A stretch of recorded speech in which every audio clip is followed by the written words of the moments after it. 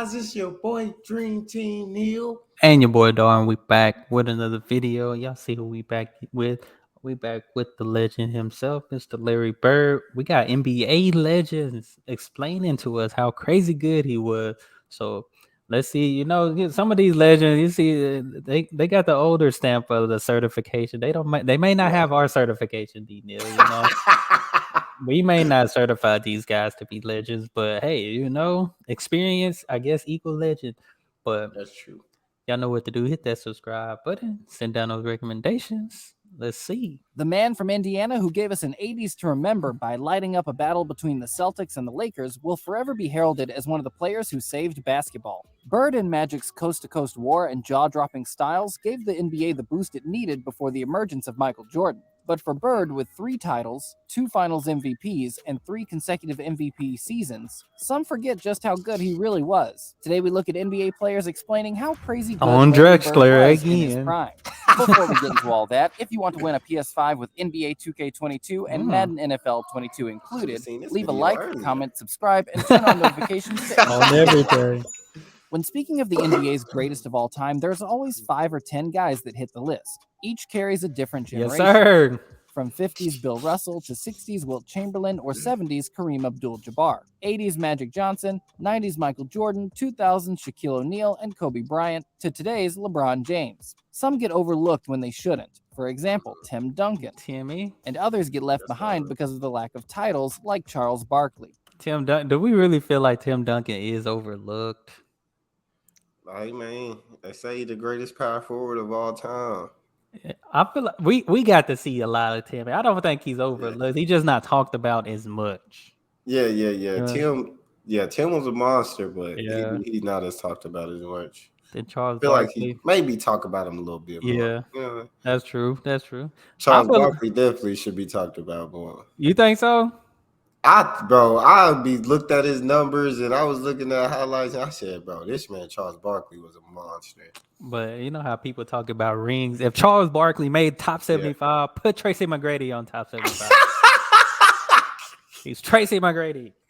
What happens when all these players talk of another great as if he was like no other? Larry Bird was lauded by most of these legends because he was one of them too.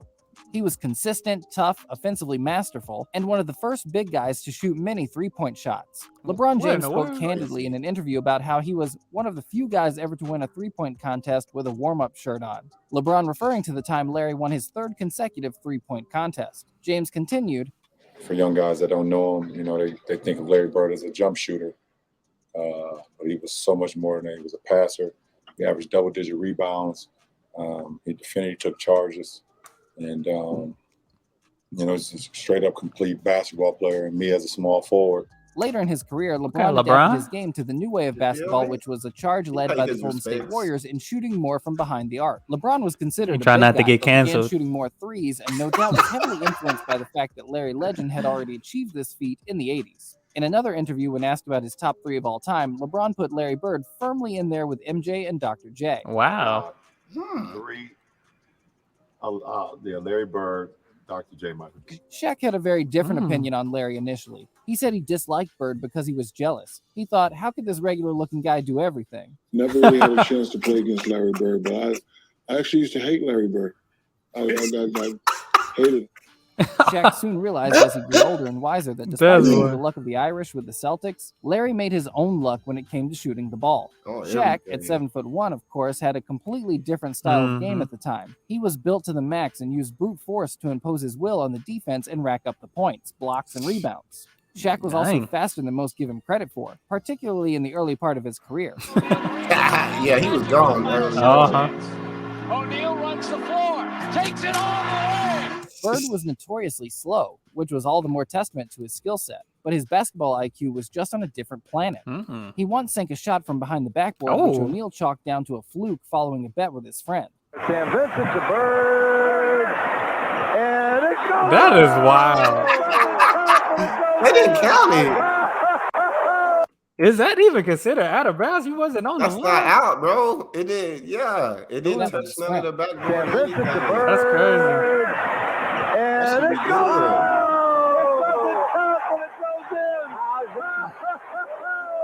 I've seen everything. Shaq never really got the chance to Sound like play Dick against Larry Vitale. Bird, which is unfortunate because I don't think it would have taken him so long to recognize greatness. On the other hand, six-time NBA champion Kareem Abdul-Jabbar battled Bird on numerous occasions while playing with the Showtime Lakers. Bird got the better of him in the 1984 finals and took another two in a decade that was largely dominated by the purple and gold. Dang. Kareem spoke about how Larry might have been the best he had played against and said, How good was Michael Bird? Jordan. People, I don't think people People look don't at him and think, appreciate him. oh, Yeah, he's they a say, white "Oh, guy, he's- slow guy. The chubby white guy, he wore us out, man. You know, because he this muscle here, the one between his ears, Yeah. that was his best, you know, because he made the 3-pointers and he had assists and rebounded, steals. Oh, He was always at the right place at Nice the right with it. time on the court. You know, one of the great players. I had the opportunity to play against. 11-time All-Star Oh. Charles Barkley, a regular season MVP during a star-filled 90s, was once asked, "Are you better than Bird?" And he took a long pause before answering, which is very telling. Am I better than Bird? Oh man, that's a great question. Most great players respond That's immediately funny. with how they think they're the best because you have to have that kind of mentality in order to get to the top. Instead, Barkley answered, I'm a better rebounder. I'm probably a better defender. He's a better shooter, obviously. You know, a lot of people talk about who's better. But you have to think. You have to have that mentality. No, you know. Like, I think, you know, it's a team game. He like, I don't think he better than me. I just Yeah. don't want to say that. how do I say I'm better without saying I'm better? No, that's just like if you see the video with Ray Allen, the teams came and he was like talking about how is this person the best in the world if they're not the best shooter, the best dribbler, and all. People were like, "Well, then that's nobody." I swear, I Nobody said of the three things he mentioned, I said you calling Steph Curry the GOAT, basically. Basically, D Neil, because he can do all of it. He do all that.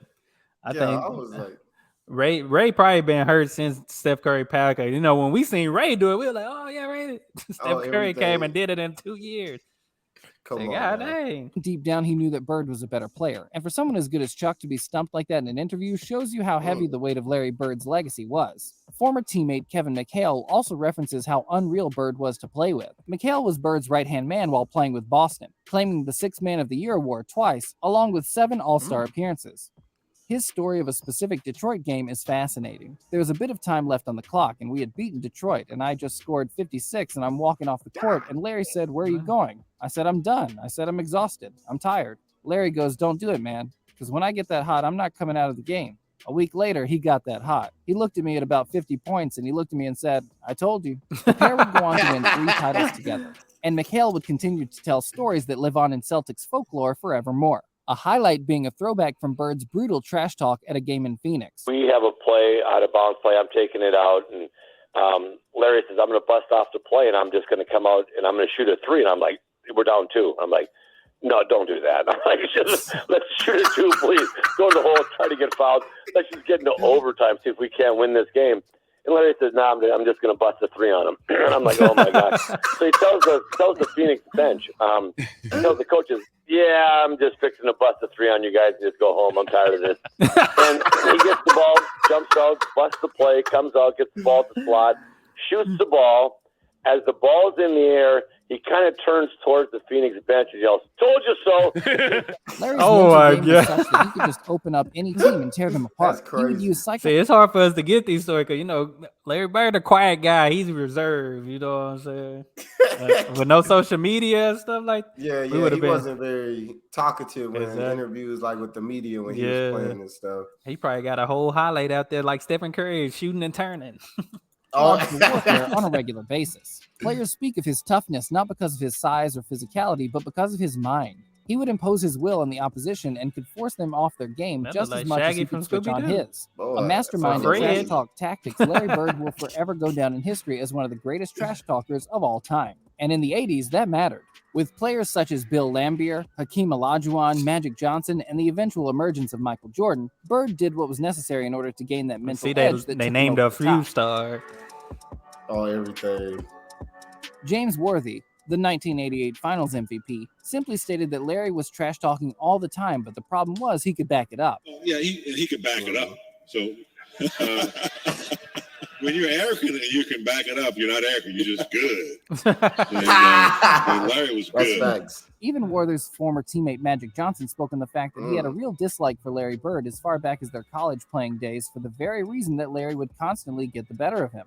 Johnson claimed in a recent interview during a press build-up for the Broadway play about the pair that after he beat Larry in the NCAA championship game in 1979, the most watched college basketball game ever, by the time he got to the Lakers, they were 0-8 to the Celtics. You had to hate the Celtics to beat them because when I got here, we were 0-4, I think 8, and then the first time against the Celtics, and then in championship series, and then we lost that in '84. That made us 0-9, I believe. And later is quoted as saying, "When I played, Larry Bird was the only one I feared." Not bad when hearing it from a 5-time champion and one of the true great basketball players of all time. At the 2019 NBA Awards, Johnson received the NBA Lifetime Achievement Award, but it was shared with guess who? Larry Bird. Bird was simply the king of talking the talk, then actually going out and walking the walk. Listen, man, retirement is great for you because you never talked this long.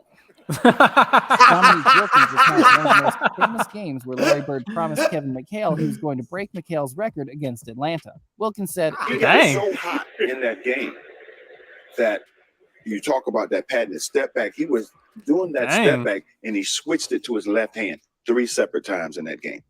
He hit a 3. He was scoring anywhere on the floor that he wanted. Is this when the bench was giving each other 5? The bench was giving each other 5. So did you get in a fight with them after the game? Forget Larry. Did you beat anybody on the bench? Because you giving 5, he's scoring on me. Every one of those guys got fined $3,000. Okay. Chris Webber said he put that whole little all them buckets on you. Like I would have been mad. All them buckets is on you, Dominique. We looking at the highlight. We see 21 in every clip. Bench was giving each other 5. So did you get in a fight with them after the game? Forget Larry. Did you beat anybody on the bench? Because you giving 5, he's scoring on me. Every one of those guys got fined $3,000. Okay. Larry's legend lives on because of the greats that want to tell them. The reason there's a list of top 10 players who consistently call Bird their toughest opponent or one of their all-time greats is because Larry himself is in that list. Larry is a top 10 baller of all time. His style doesn't matter when his skill suits the opposition. Because above all, the opposition will remember. They'll remember the steals, the shots, the clutch plays, and the trash talk. They'll remember the Bird from the early 80s, not from the early 90s. The Larry who stepped out on the court in his warm-up jacket and made Michael Jordan recoil in envy. MJ announced, "He took out his top yet. I didn't see when he took out his top." Well, when Bird did, it was all business. He may as well have taken a mop and bucket to the floor because he was about to clean up. He was an impetuous and never relenting opponent that took the life from anyone who stepped onto his battlefield. The consensus is a resounding stamp of legendary status for the man who will forever go down in the history books as one of the greatest ever players, and arguably the greatest ever Celtic to grace the court. What did you think of Larry Bird in his prime? Okay. NBA most heated moments. That would be interesting too. Interesting. But no, I definitely enjoyed it. Yeah, I ain't gonna lie. Even though that was about Larry Bird, I was still thinking about the Charles Barkley thing. Charles Barkley top 75. Put Tracy McGrady on that. Dwight Howard on there. Like, Chuck gotta be in there, man. Why? Because he was in Space Jam. I'm telling you, when he went up against Michael in the finals, bro. Them numbers were sick. No, his number was crazy. I ain't gonna lie. I like Charles Barkley, man. You know, I used to play Charles Barkley, get up and jam or something like the NBA Jam. Charles Barkley. He had his own game back in the day, but no, Charles was a different monster. But there's some people on there that on that list that shouldn't be though. You know, that's another story. But guys, we enjoyed this, especially learning and seeing more about Larry Bird. Now that this video is talking about it, it's like, shoot, a lot of people don't talk about Larry Bird like that. Everything. And he's a top 10 player in the world. Come on, man. But that's all we have, guys. Y'all make sure y'all hit that subscribe button, send down those recommendations. Hey, we out of here.